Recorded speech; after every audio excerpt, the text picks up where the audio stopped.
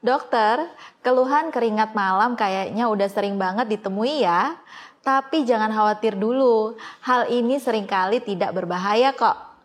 Tapi ada loh kondisi-kondisi keringat malam yang lebih serius dan harus kita ketahui sebagai dokter. Mau tahu apa aja tanda bahaya dari keringat malam? Simak video Alomedica berikut ini ya.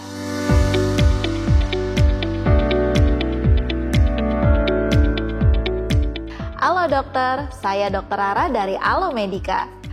Keluhan keringat malam fisiologis berbeda ya dengan keringat patologis.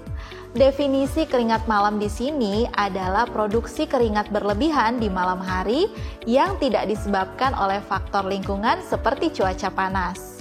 Jadi, untuk penyebab dari keringat malam itu sendiri bisa bermacam-macam etiologinya, mulai dari infeksi hingga efek samping pengobatan. Biasanya sih munculnya keringat malam disebabkan oleh karena penyakit infeksi seperti tuberkulosis paru, tuberkulosis ekstraparu, HIV, dan koinfeksi TB/HIV.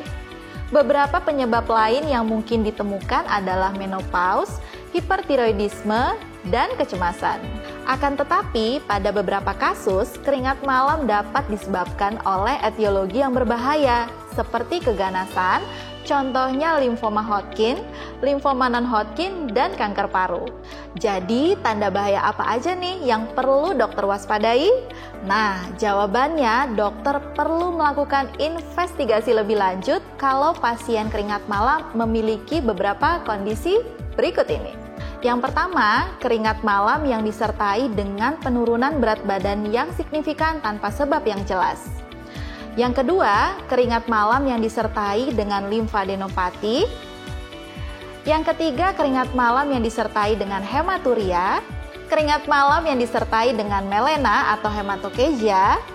Kemudian keringat malam yang disertai dengan ruam. Keringat malam yang disertai dengan radang sendi. Selanjutnya keringat malam yang disertai dengan diare.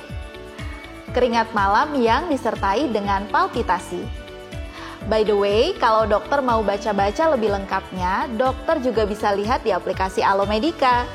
Nggak cuma ada artikel tentang topik kali ini aja, di Alomedica tuh ada ribuan informasi kedokteran yang bisa diakses dengan mudah melalui artikel, webinar, hingga workshop. Lewat Alomedica, dokter juga bisa dapetin e-sertifikat ber-SKPID yang bisa di-download kapan aja setelah mengikuti program yang ada di menu SKP online Alomedica. Selain itu, ada juga forum untuk dokter bisa sharing-sharing berbagai kasus menarik dengan sejawat dokter dan spesialis se-Indonesia. So, langsung aja download aplikasi Alomedica sekarang di Google Play dan App Store. Kalau mau membedakan etiologi dari keringat malam, dokter bisa melakukan anamnesis, pemeriksaan fisik, dan pemeriksaan penunjang. Pada anamnesis, jangan lupa untuk menanyakan suhu ruangan. Apakah keringat malam disebabkan oleh suhu udara yang tinggi atau sebab patologis? Selanjutnya, tanyakan apakah keringat malam disertai dengan demam akut ataupun persisten. Dokter juga dapat menanyakan faktor resiko tuberkulosis seperti riwayat kontak dengan penderita tuberkulosis dan faktor resiko HIV seperti riwayat penggunaan narkoba suntik, transfusi darah berulang, hemodialisis, perilaku seksual beresiko tinggi, dan riwayat infeksi menular seksual.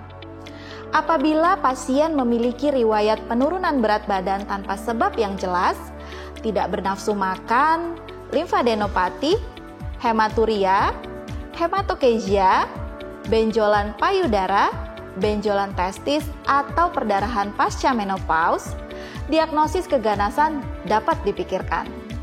Riwayat penggunaan obat-obatan dan riwayat psikiatri seperti kecemasan juga perlu ditanyakan. Bila pasien dicurigai menopause, dokter juga dapat menanyakan riwayat hot flash, perubahan mood, dan kekeringan vagina. Pada pemeriksaan fisik, ukur suhu tubuh dan berat badan. Lakukan pemeriksaan palpasi limfa untuk mencari limfadenopati. Pada kecurigaan etiologi paru, jangan lupa untuk auskultasi paru. Dengan kecurigaan tumor abdomen, lakukan juga palpasi abdomen untuk mencari massa. Untuk pemeriksaan penunjang, dapat dipertimbangkan pemeriksaan darah lengkap dan laju endap darah. Dan pada kecurigaan hipertiroidisme, dapat ditambahkan pemeriksaan thyroid stimulating hormone. Untuk kecurigaan tuberkulosis, jangan lupa untuk memeriksa sputum bakteri tahan asam. Pada pasien dengan kecurigaan HIV, lakukan pemeriksaan HIV seperti rapid test maupun ELISA. Kultur darah dapat dokter pertimbangkan bila pasien dicurigai mengalami endokarditis. Pasien dengan peningkatan LED dan hasil kultur darah positif sangat mungkin mengalami endokarditis, sehingga rujukan lebih lanjut ke dokter spesialis jantung untuk ekokardiografi sangat disarankan. Lalu dok, jika tanda bahaya keringat malam masih tidak ditentukan etiologinya setelah pemeriksaan dasar, sebaiknya lakukan pemeriksaan CT scan lanjut ke fasilitas kesehatan yang lebih lengkap untuk asesmen lebih lanjut tuberkulosis maupun keganasan.